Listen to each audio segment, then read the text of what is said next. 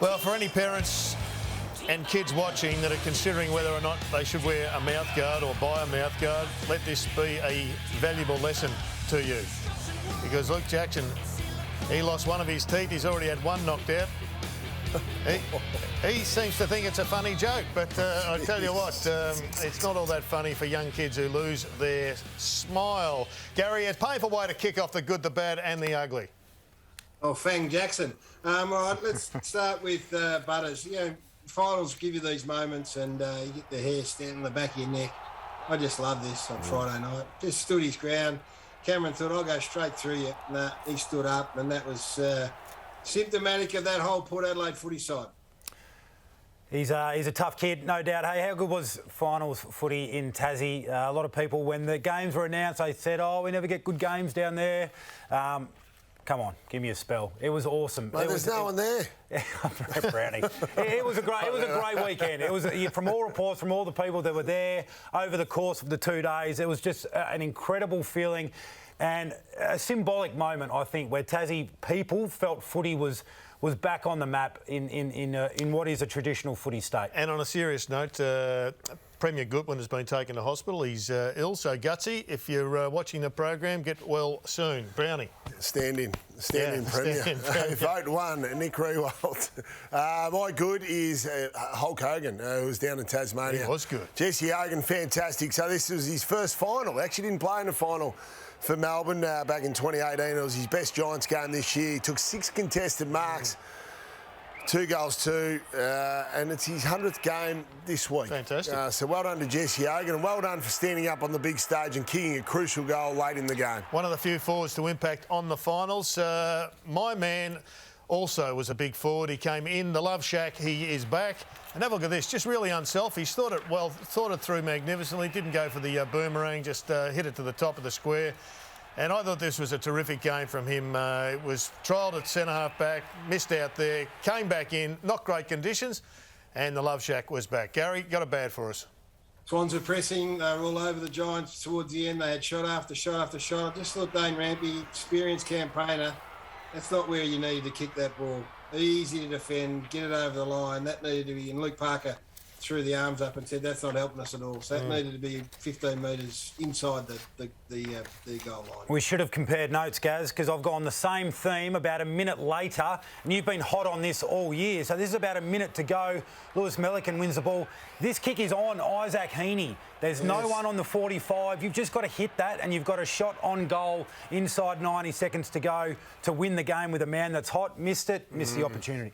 Absolutely missed the opportunity. Now, I've tried to find footage of spare a thought for Jaden Stevenson. Yep. So I know he had a couple of drinks on the weekend, decided to do a bike trick. I haven't been able to find it, but I've got good word that this is the stunt that he was attempting to do, Jared. Ever watch the Jackass? ever watch the Jackass movies? Johnny Knoxville at his best. So unfortunately, Jaden, he'd like to have his time again, I reckon. Probably would. And we might like to have our time again before we run that, but who knows, you know? So yes. Jaden needs to be better. Yeah, probably wasn't Jaden's most clever idea. Rowan Smith has told me all about the handball club. To be in the handball club, you have to be an unbelievable gun. Well, Rowan, I think this bloke needs some work before he gets membership. That's one of the worst handballs I've ever seen from a Bulldog, followed up by one of the worst soccer kicks from young Cutler. It was a double blooper. I mean, what is that? That's not worthy of the handball club. But nevertheless, they got a goal from it. Gary, you got an ugly. Oh, well, let's go to the goal kicking club, and this is not new. But how many times have we say it, boys? And then again on the weekend, Tommy Hawkins early, he'd had a horror goal kicking performance in his previous first final of last year. And then it just continued on. Parfitt, not long after that. This was early in the game where they needed to make a bit of a stand.